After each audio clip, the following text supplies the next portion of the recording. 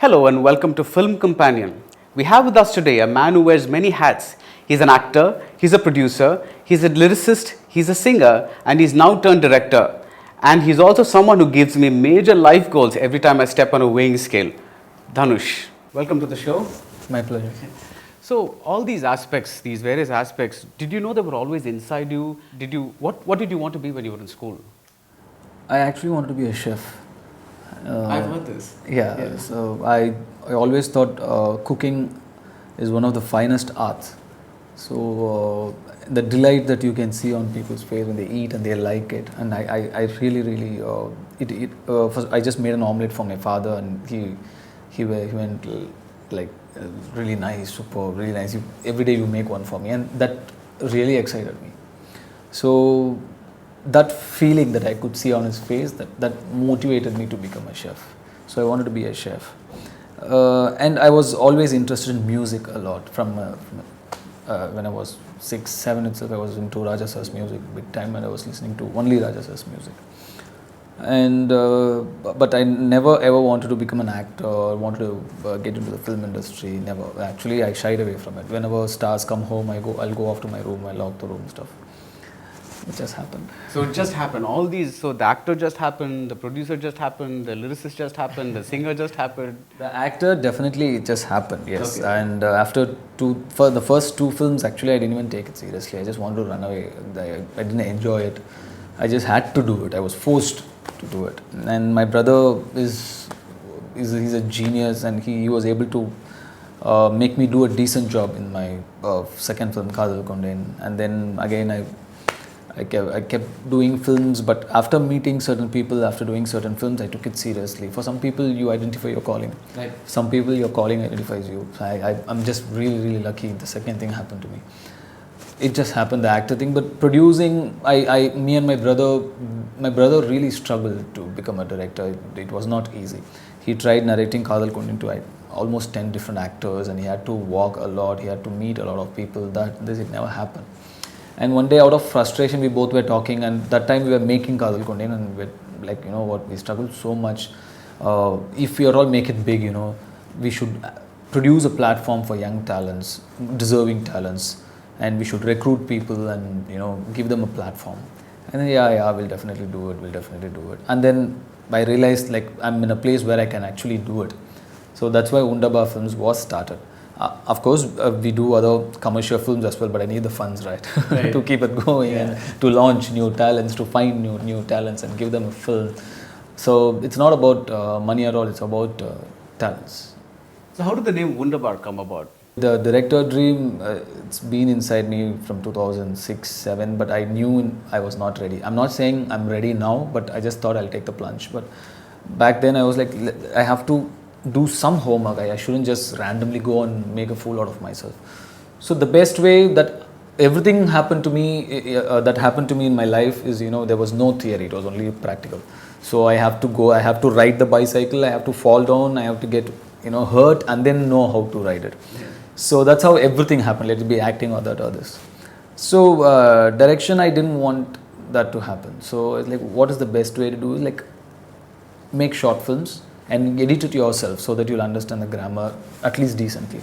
So I made short films, about 10, 12 short films. So when I made my very first short film, I wanted a name for my production, for the titling basically. It's really silly and childish, but at that point I wanted it. So I was not sure what to name my production. So that morning I went and saw Inglorious Bastards. Okay. And in that film they keep saying Undaba. Undaba, it's a German word which means wonderful. They keep saying, the entire film they kept saying Undaba. And me and Anirudh, we both went and watched that film, and when we walked out of the film, we kept saying Undaba the entire day. For every small thing we said Undaba, and we started laughing that and this. That night when I was editing, me and Anirudh, we were like, we'll just name it Undaba for fun's sake. Undaba Films. For fun's sake, we'll just name this one. So after that, the next 10, 12 short films, the film starts Undaba Film Presents.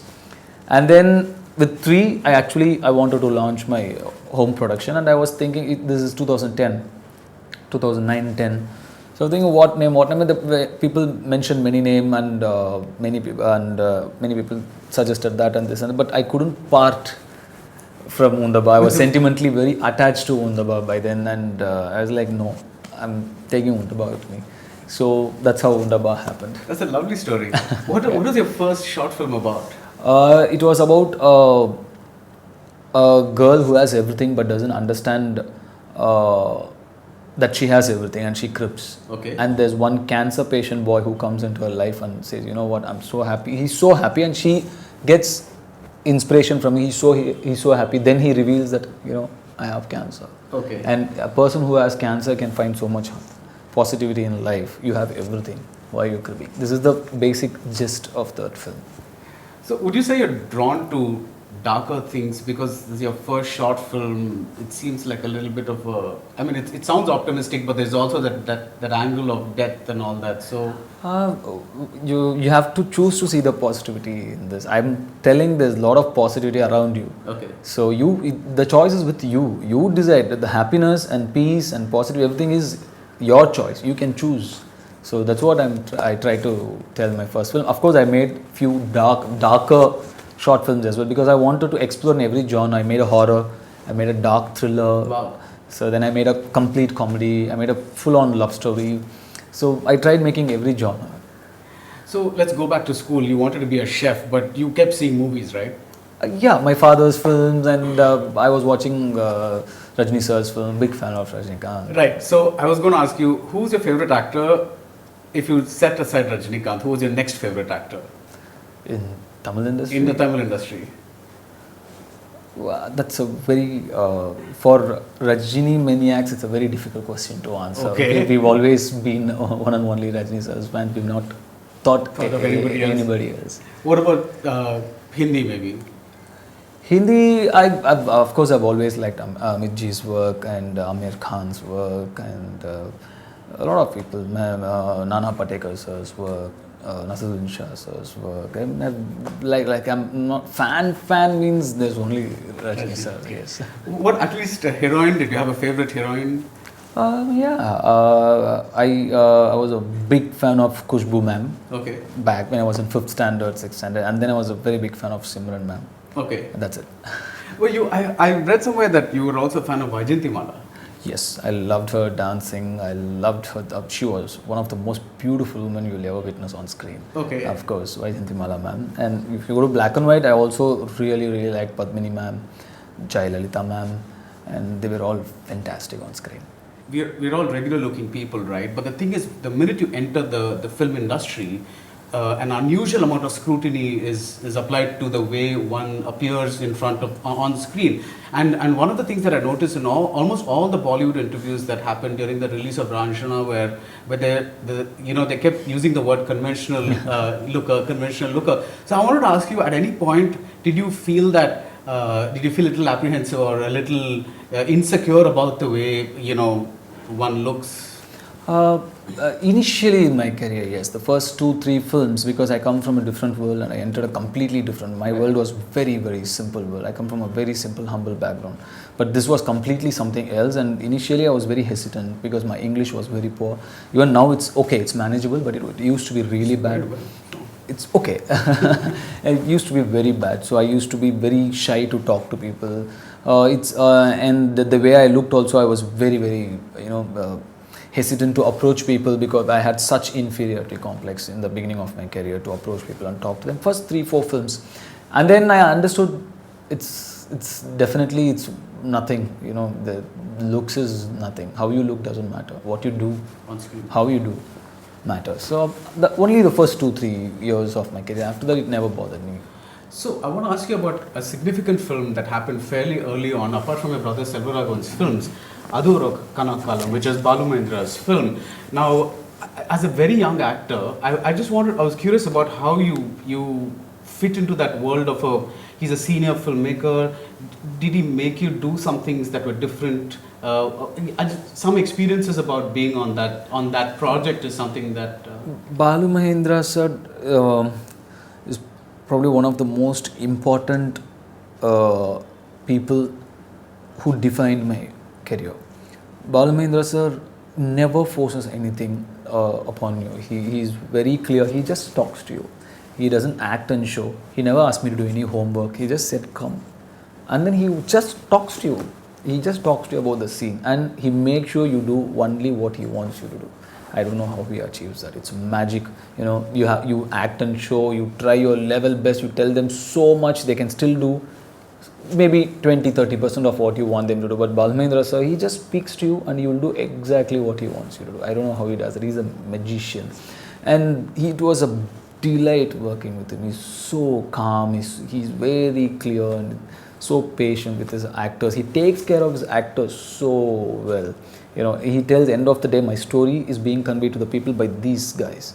So I really have to take care of their mood. I have to take care of them. He was very. And Balmahendra, I learned a lot from Balmahendra sir. It's probably from then I took my career seriously. Probably I took myself as a serious performer, because he was the first one to tell me. His words were very encouraging. He said, "Sir, no sir, you are going so close. I look so bad." And Balmahendra said, "Who told you look bad?" He's like, "No sir, I'll tell you two things, Dhanush. One is that your skin tone is the best skin tone for any cameraman to light. And second, you look like an Italian model. You should understand that." That's what he told me. And I was like, "Sir, please." At that point of time, I thought he's just trying to, make me feel better. But he really meant it. He even repeated that in few of his interviews and stuff. So that gave me a lot of confidence. And then he gave me a lot of, like he said, he's one of the best performers he's worked with. That really gave me, like, maybe I can do it. Maybe I'm a good performer. Maybe it's inside me. His words, the doing that film is very important. Today, if people tell that he's a decent performer, it's because he's one of the biggest reasons for that. So would you say you said you started taking films seriously, but would you say you discovered yourself as an actor on that film? Probably. Do you recall one scene where you did something and you suddenly said, "Oh my God, I can do this"? No, it was not like that. But there was one shot which Balmahendra sir kept like this close, and he let the entire can run. Those days it was film. The entire magazine, he let it. I think it's about 4.5 minutes. I think one magazine is. I forgot. So he let the entire thing run. I run out. They had to call run out. The whole from the full, complete, fresh magazine. It was this close, and I had to perform 4.5 minutes. Just cry. There's no dialogues, nothing. Just cry. He shot the entire thing, and then he said, "I'm not going to use the whole thing. I just wanted to know if you can hold it." And you held it. That's what he told me. So it was a test?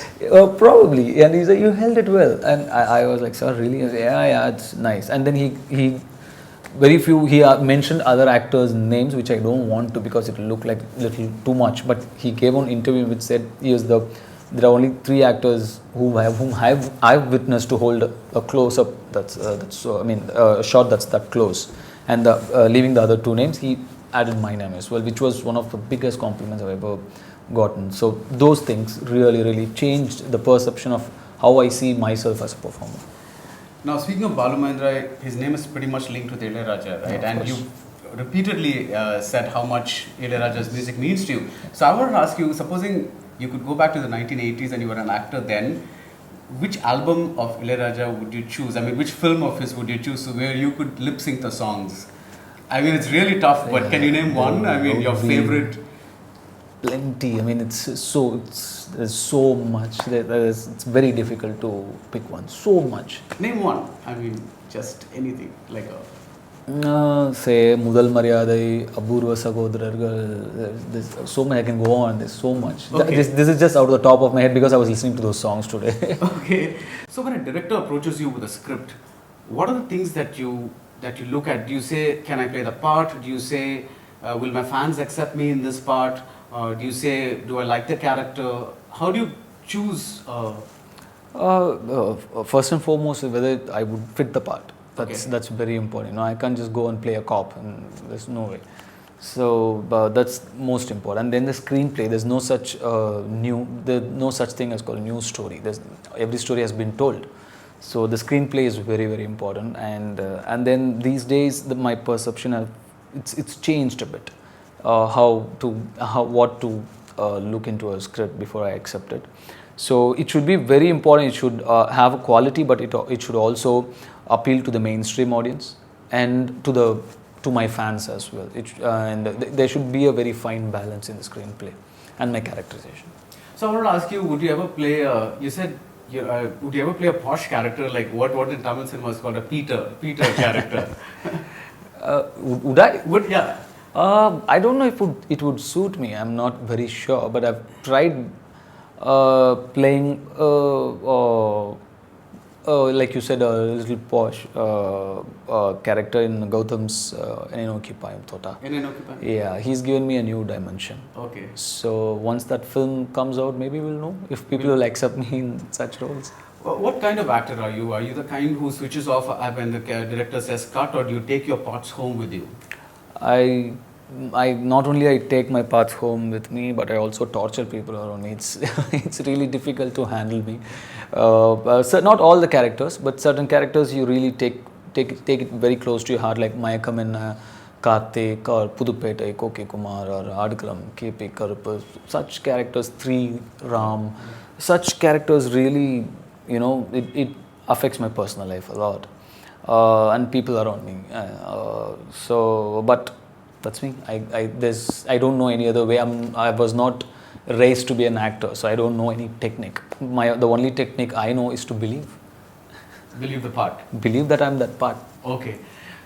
You spoke about Baluman as influence. I also wanted to ask you about Selvaraghavan. Can you name one? Of course, he's shaped you in a lot of ways, but can you name one acting lesson that he taught you? Basics, the ABCDs. He taught me the basics. Without basics, there's nothing, right? Today, I am where I am because of him. Right. And I owe everything to him. If not for him, I would have been probably a failure actor, like roaming around the streets and asking my brother for money to drink and for college trips and stuff. Probably I would have been one of those brothers. But then life had its own plans, and then once they made me an actor, I was not interested at all. And with my first film, I would have been a failure actor. I would have been just, I couldn't have gone anywhere. Right. I couldn't have pursued my career also after that. And I also, because I was acting in my first film, I funked in +2 as well. So then I cleared. But then with that, where will you go? Which course you will do? I mean, your life is, my life was very scary at that point of time. Every door was shutting. My only door that was open is somehow become a good actor. And it was really survival of the fittest, actually. Like Pudupettai. Yeah, I had to survive. Do you have any acting rituals or superstitions that you do something before you begin a movie or a role? Nothing at all? No. Okay, all right. Now, what is the toughest thing about acting on the set? Is it remembering lines? Is it holding on to an emotion? What is the... For me, if you don't have a good actor in front of you, that is the decent actor, or someone whose mind is not there, whose focus is not there, that is the most difficult thing about acting, according to me. Learning your lines and doing the whole thing, remembering the role, I'm absolutely fine with. Whatever I can do, I will do. I know, I'm confident. But when you don't have somebody who's not there, and it's give and take, right? And only you're giving and the other person is only receiving, not giving back. Right. That is the most difficult part about acting. What is the most difficult type of acting? Like, is it comedy? Comedy. 100 any day. Okay. I have major respect for all comedians. Comedy is the most difficult thing to do. Yes. So that's what I wonder sometimes. All these awards and everything they give to very dark films, serious acting, a lot of crying scenes. That and this, I can never understand, because you know what? That's okay. That's difficult. No, I mean that's also difficult. But comedy is the most difficult thing to do. Can you name a favorite comic performance by another actor from the past? Whenever? Many people, like Nagesh sir's films, the original Idurnichal, and Sopu Sipa Kannadi, Nagesh sir's film, and Goundamani sir's work in many, I'm a big fan of Goundamani sir. His work in many films, of the top, Nitrikan by Rajni sir, Tillumulu by Rajni sir, is phenomenal comic timing. Rajni sir always had amazing comic. Tenali by Kamal sir. Okay. And Michael Madana Kamarajan by Kamal sir, it's what work. You look back at Michael Madana Kamarajan now, you just think, how did he do it back then? It is close to impossible. I don't know how he cracked that. I have big respect for people who can also do comedy. If you were given the choice of being the #1 star or the person respected as the best actor, Which one would you choose? Star. Star. Okay. It's changed recently. So I was going to ask you then that if I were to take you back to 1991, 92 times, and you got the script of Guna on the one hand, and you got the script of Thalapathy on the other hand, which one would you pick? That's a tough one. Thalapathy or Guna? I'll pick Thalapathy. You'll pick Thalapathy? Yes. You're a staunch Rajni fan till the end. Rajni fan, and it's a money source film, Okay. and there's a lot of factors to it, Okay. and yeah, but there's so many. See, Guna it's a great film, no doubt. Thalapathy had many shades as a performer. Also, it had many shades for me to give. There's mother sentiment, there's brother sentiment, there's one loyalty with his with his Don. Right. And there's also love angle with Shobna ma'am, and and he marries a different. There's so much to perform in that. There is so many roles to play, Right. so many shades. Yeah. So as a performer, I think it gives me more scope to perform than Guna. That's my humble opinion. Yeah, and also, you did do a version of Guna and Kadal Konde. A bit of a... I would not compare Kadal Kondain and Guna. Yes, in both the films they run into a forest. Other than that, I don't see any similarity between the films. But I don't think I'm qualified to play a Guna also. I don't think I can pull off a Guna. I don't think I can pull off a Tenali. The Tenali is... it's a comedy film, right? It's a comedy film. No, it's not.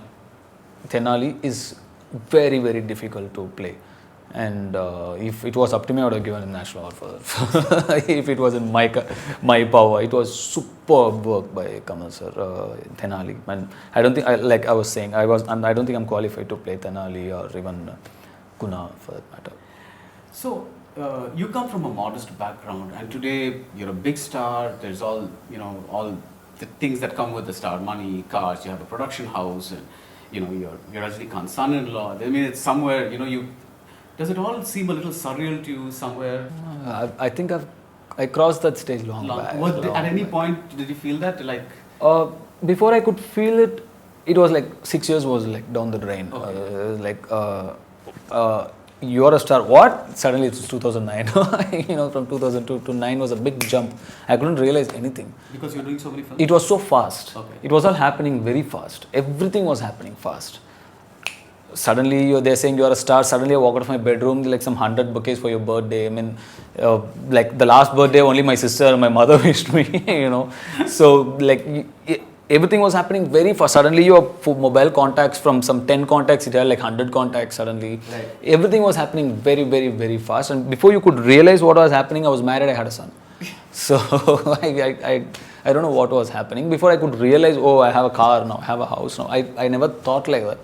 Now my focus is completely somewhere else.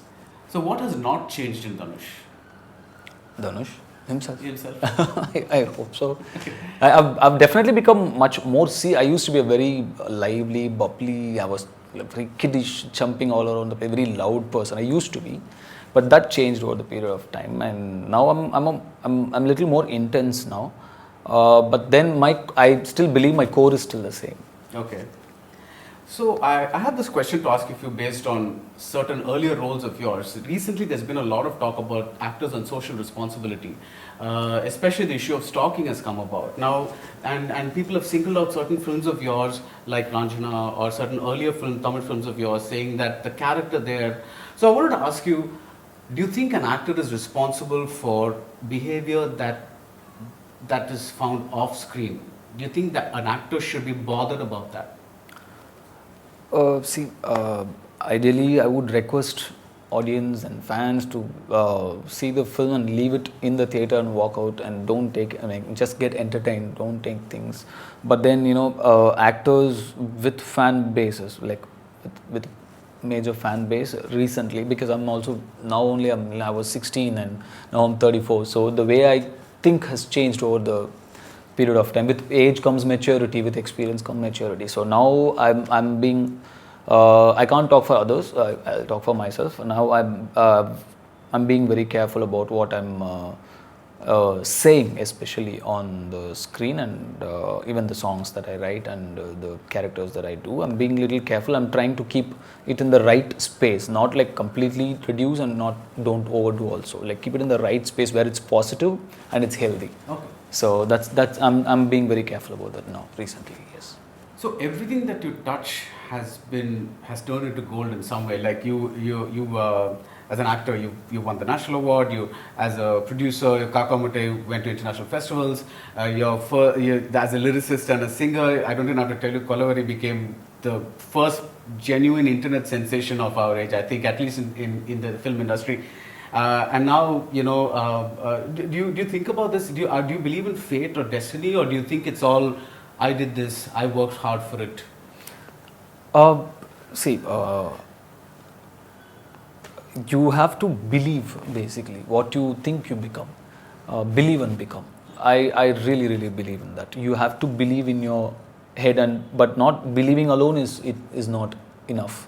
Believe and work towards it. Luck will automatically follow. Luck will come, and that's what I believe, and that's what I've been practicing. I believe that I can do it. So did you believe that, you spoke about it earlier, but did you believe that you could become a director after those short films you made? Of course I believed. I always believed I can make a film. Someday I can be a director, I can make a film. I wanted to be a director. I believed. I've made a film, So what is that one thing inside you that made you think, I can be a good director? Did you see Selvaraghavan doing certain things and say, you know what, I can do that? Is that that's not how I saw. I wanted to learn things. So with every director I worked with, I learned little thing. I was secretly an assistant director with every director I was working with. So I was learning things. I was learning the do's and I was learning the don'ts. Everything from the directors I was working with.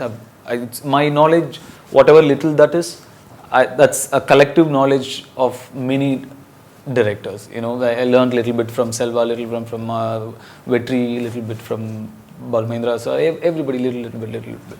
So it's all an assimilated knowledge.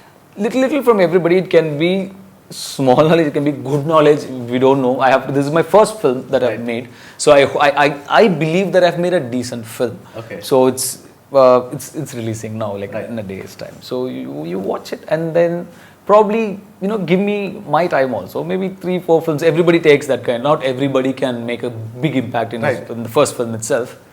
So let's see. So the film he's talking about is called Power Pandi, and it's out 14th of April. Yes. Now, you are also the writer, and this is something that we find very, very often in Tamil cinema, that there's rarely a separate writer. It's always writer-director. Story, screenplay, dialogue, direction. Why do you think that happens here so often? Is it because it's so difficult to find writers? I really don't know. That's the honest answer. Now they're increasing. The number of writers you could find now, they are increasing, yes. But definitely in North, there are more writers. There are a lot of writers in North, and North functions writer and director, sometimes writer and director. But South, I'm not sure why there are less writers, and mostly they write and direct. For a director to make his own script, has more connect to it, and you can visualize it the way you want. I mean, you wrote it, so you know the world, so you can make it better. So that's how it works. And I cannot imagine directing another person's script. I can't connect. The connect is very, very important. So how did the germ of an idea for Power Pandi come about? So Power Pandi has a lot of fun, lot of things to notice, around you in your life. Like I said, there's good, there's bad, there's hate, there's love, there's peace, there's chaos. It's there within you, it's there around you. All these, it's up to you to choose what you want to choose. Okay. That is very that is what I'm trying to tell in Power Pandi. How the importance of values. What values that you have to watch the film to know what are the values I'm saying. That's very important. Take a pause, take a moment in your life to appreciate the values around you. Okay. These are the kind of things I'm trying to tell through Power Pandi. But it's not a message giving film or anything of that sort. There is a lot of message in the film, but it's a fun, entertaining film. Yeah. Okay. So you said that you made short films and you trained yourself and you also imbibed a lot from the directors that you worked with. Did you find that when you went on the set, all of this came automatically to you? That all that... PowerPoint? No, when you went on the set as a To direct director. PowerPoint? Yeah.